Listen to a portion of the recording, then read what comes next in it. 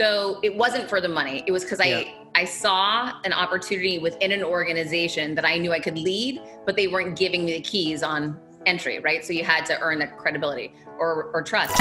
Welcome to the top. Oh, yeah. We killing annual quotas. It's the 1% show, in case you haven't noticed. Welcome to the top. I'm your host, Paul Salamanca, VP of Global Accounts at Security Scorecard, with my man, as per usual, Tom Bocard, co-founder and Senior VP of Sales at Global Data. Our very, very special guest today, Heather Monahan, one of the most influential women in business and named one of the most influential women in radio, a former chief revenue officer, TEDx speaker, who's also a best-selling author and founder of Boss in Heels. So Heather is a confidence expert, right? So she works with a ton of Fortune 500 companies to develop confidence in the workplace, which we all know is a very important ingredient to success. And she's going to tell her story about how she hit rock bottom and how her self-confidence was put to the test. And I feel like life always gives us tests. It's easy to ride the wave of success when something is going great. Taking that confidence and building on it is easy when you're on a roll. But what if things are not going great? What if things are actually going poorly? That too can create a snowball effect where one bad event leads to another bad event if you let that happen. What are you thinking at that point? Do you feel like, what's next after CRO? Do you want to be CEO? Like, I'm curious to know about that part of your life first. Yeah, so I grew up poor. I had developed a great work ethic from the time I was 9 years old on. I had a paper route, I waited tables, I worked at fast food restaurants, I bartended, and ultimately all that was setting me up for expertise and experience in sales. So I had, a decade of sales experience by the time I actually went to work for the Gallo Winery. And I just outworked everybody. It was a bunch of older men, and I was one of the only women on the team. And everyone said, this is the way we've always done it. I don't know if you've ever worked somewhere like that, right? So sure. I would say, whatever, that's crazy to me. I do it differently. So I would, just see opportunities that other people didn't see. And then I worked a lot harder than other people, primarily. So I got promoted right away. I was the youngest brand manager in Gallo at that time. I believe I was 23 years old. I ended up getting sexually harassed because I didn't have a lot of confidence back then. I didn't stand up for myself, and I didn't know how to handle the situation. No, this was from the president of the company, okay. 3 levels above my boss. And so I had a great boss at the time. Actually, he was such a cool guy, young guy. And I went to him and told him, here's what's happening. It's really hard on me. I don't know what to do. It was very hard on him too. We were all younger, then. He didn't really have experience with this.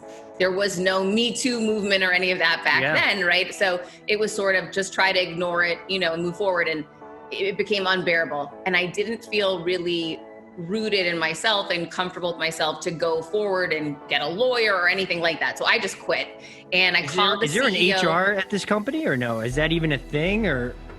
Yeah, there probably was. I don't remember, right? That's more than 20 years ago. I don't remember anymore, but I did call the founder and I met him outside of the office to resign. And I had a journal that I've been keeping. This was one of the tips my boss had given me. He said, start writing everything down just in case anything ever happens that you have a record to go back to, which is fantastic advice, by the way. Fantastic. And huge advice just for anyone in a difficult situation. Always keep a journal of what's happening so that you can go back and reference. You'll forget for sure. And so I had documented everything. And I went and met with the owner and I slid the journal to him and I said, I can't work here any longer. And he said, how much money do you want? And I said, I'm not here for money. I just want to leave with my clean name. And, I was up and coming and doing so great. And I just don't want this to follow me where I go. So he said, yeah, don't worry about it. So I left and that was it. I ended up going to work for a radio company. I met an owner of a group of radio stations at a networking event. This was before Google. And so this man was worth hundreds of millions of dollars, but I didn't know that. And I was sitting next to him and I just started chatting him up. And he said, you should work for me. And I was unemployed because I had just quit my job. And I said, you can't afford me. And he said, throw out a number. And I said, 80 grand. I didn't know I was 23. And he said, hired. literally, he could have paid me $1 million a year.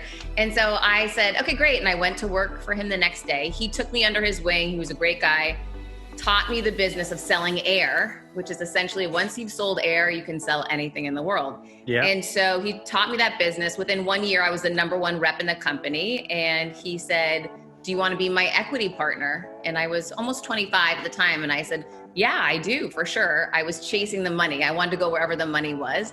And he said, you'll make more money than you've ever made in your life. So we jumped on a plane, sight unseen, and I moved to Saginaw, Michigan. Wow. And I moved there for the financial opportunity. He kept saying, this is not about, quality of life. This is about expertise, experience, and revenue.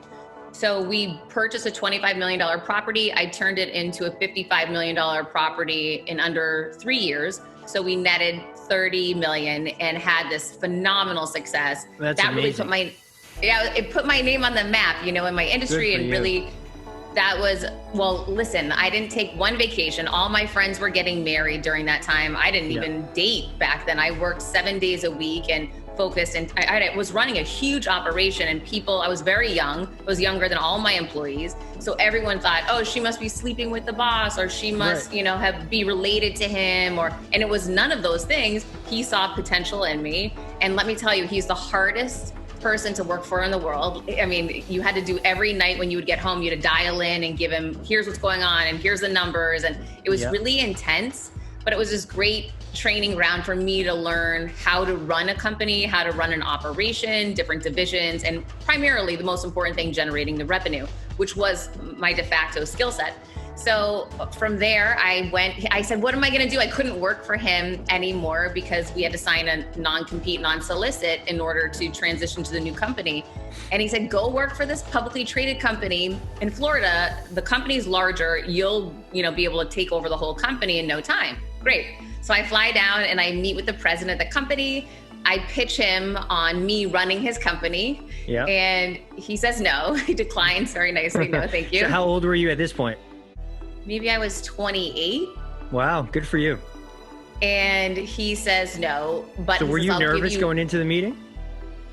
No, at that time, I had nothing to lose. I didn't have a child. I didn't own a home. I could move anywhere I want to, and I was just coming off this massive success. So I knew my reputation preceded me, right? So for me, I was a bit arrogant, not like truly confident, but I was a bit arrogant in my recent achievement that, oh, come on, if you don't want me, I'll find somebody else. I'm out of here. I don't really care. Right. So there was nothing to lose at that point in time, which is very different. Fast forward to I'm 45 now. My life there's so much to lose, right? I have a mortgage, I have a child, I'm divorced. There's so much. It's very, life conditions in your situation really impacts your decision making, which is important to note. So I was in this great spot, and he says, nope, but you can run one entity of our company, one marketplace. Show me what you can do. And, and I said, you know what, I'll take a step back. I took a huge pay cut. I took a huge responsibility cut, and I ran this making only $2 million a year at that point? No, I mean, for him, I went to work for him for 150 grand a year at this point at 28 years old. And I had been making, significant money before. Yeah. And that's so great. That's great. Heather, 28, yeah. And that's your base, right? That was your base plus. That was my base, yeah. Plus, but there wasn't a lot of plus. Like it was sort of, I probably made 200,000 that year. So it wasn't for the money. It was because I saw an opportunity within an organization that I knew I could lead, but they weren't giving me the keys on entry, right? So you had to earn that credibility or trust. So I go in, I turn that operation around, I make it #1 in the company. When I took over, it was last place in the company in 12 months. I've got to make my move. So I called the president, which is who I dealt with. I assume that was the ultimate decision maker. I said, let's meet for lunch. I need to speak to you.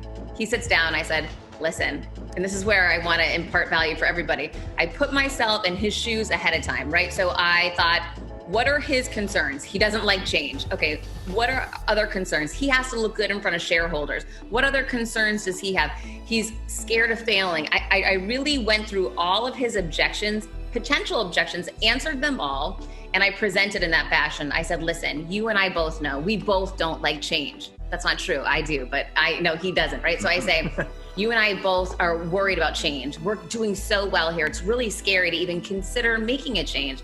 However, I had this idea that I had to share with you. I have a way that I know I can probably double our shareholders' money. The value in this company is going to grow exponentially. And I know I can make you look unbelievable. Do you want to hear my idea? So he's like, oh my God, yes, give me the idea. Yeah. So I share this whole idea, which is that we had, I don't remember, 10 or 12 operations around the country. And I said, we're number one. My blueprint that I've created that created success here can be duplicated in every one of our marketplaces. Take the numbers right now. Let's look at where they are revenue-wise, where they are margin-wise, profit-wise, and let's look at what I've created here. If we take this model, multiply times 13, what happens to revenues? What happens to the net win for the company and for the shareholders? Yep. I said, oh my, it's unbelievable. Great. Okay, that's what I'm prepared to do. That's what I'm able to do. I've done it previously. I've done it with larger organizations. I can do it here. So he says, you know what? I really don't like change. Thank you, thank you, thank you. Okay. So that was it. And I go back and I went and found another job. I pitched myself to other companies and said, I'm bored, I'm out of here. Called him again. I said, a month later, I said, I need to meet with you. Hey, wanted to revisit my idea. You loved it. You weren't able to say yes. Are you able to say yes now? No. I said, okay, then I'm giving my resignation right now. I'm actually going to move to Boston and run another larger company. He said, hang on. And he walked out of the restaurant. 5 minutes later, he came back in. He said, I'd love to offer you this new position we just created, VP of sales for the entire company, and tell you we're really excited for you to take it. So I said, where did you just go? And he told me, he said, I had to go call my father, the CEO. I can't make that call on my own. And it taught me this really important lesson, which is, even though we think we're dealing with an ultimate decision maker, we may not be, right? So I should have better qualified that ahead of time to say, if I give you the best idea in the world that will completely change this business, would you be the only person that would have to be at that meeting? And I didn't qualify that question ahead of time. So we went round and round, and ultimately I got the job, and I was there for 14 more years, more than doubling the company's revenue. And when I left, we were billing in excess of 200 million annually. Like, can you tell me a little bit about that? Like, what happened in that moment? When you hit rock bottom? Promoted, when you thought you hit rock bottom? I don't call it rock bottom, but so I definitely hit a major bump in the road for sure. So I had been promoted a number of times. I was just named one of the most influential women in radio. And during that time, the CEO that I was working for became ill, and he elevated his daughter to replace him. And she was a CFO, I was a CRO. So we were on opposing sides, didn't work together very much, even though we were on the same team. She never liked me. So I kind of just steered clear of her. She was a relative. I was not. And I was the only member of the C-suite that was not a family member. So I got the vibe that I should back off a little bit occasionally.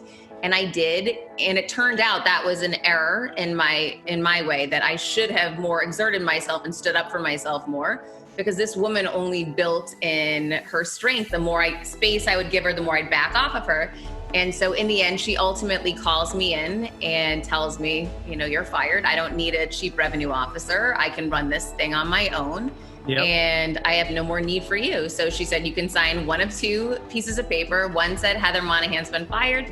The other one said, this beautiful thing, Heather Monahan's going on her own way. And really what she wanted to do was get me to sign a gag clause that I would never speak to what had happened at the organization, my experiences. And in that moment, I just decided I've been pushed around by this lady enough, and I pushed both of those memos back to her. I said, I didn't write either one of these. I'm not signing either one. And if that's all you have to say, I'm out of here. And then I drove home and cried for 3 hours on the ride back to Miami. So walking out of there, you probably felt good and also felt like, what the hell did I just do? I just felt heartbroken and scared. I had never not worked for someone else at that point in time. I was 43 years old. I had never in my whole life worked for myself. So it was paralyzing, that idea of, okay, what do I do now? I was under a non-compete, non-solicit, so I couldn't take any of my talent from the team that I had attracted to me had been on my team, and I couldn't go work for any of my competitors. So this space that I created a great name for myself, I couldn't go compete against them. So no matter where I was going to go, I was starting over. I was going to have to go to a new industry, go to, aviation or who knows what, but I was going to be starting over again at ground zero. And that's when I decided, if I'm going to roll the dice and just start over, I'm going to start over and bet on me. That's awesome. So I thought she was more going in there to kind of browbeat me, play her games, you know, whatever. It was just going to be another one of those kind of meetings where I had to suck it up and kind of shrink down to let her feel bigger. And in the end, what I've learned from this whole thing, and I want other people to learn, is that's never the answer. You shrinking you becoming a B-rate version of you is not the right answer. You're in the wrong place. And that's what I didn't realize in that moment. I thought I was working so hard to be a worse version of myself, a lesser version of myself to make her feel better. That will never work. You dimming your light is never going to ignite someone else's. I love that. Are you happy now that you went off on your own versus maybe staying in the corporate world if you had to do it differently? I mean, I don't know, right? The pandemic's hard. I'm not going to lie to anyone. My entire business, my largest revenue stream was my speaking business. And so that went away overnight. There is some level of comfort when you're working for someone else that you say, this sucks. Oh, maybe my pay gets cut 10, 20%, but I still have a job. It literally is on you to, how can I re-envision this? Overnight, how can I make, how do I drive new revenue streams? How do I rework everything that I've been building and start over again, essentially from scratch? Yeah, it's weathering the storm for sure. But what you do, Heather, is help reinforce people's confidence, right? Everybody needs a coach. Even a coach needs a coach. Welcome to the top. We killing annual quotas. It's the 1%er show, in case you haven't noticed.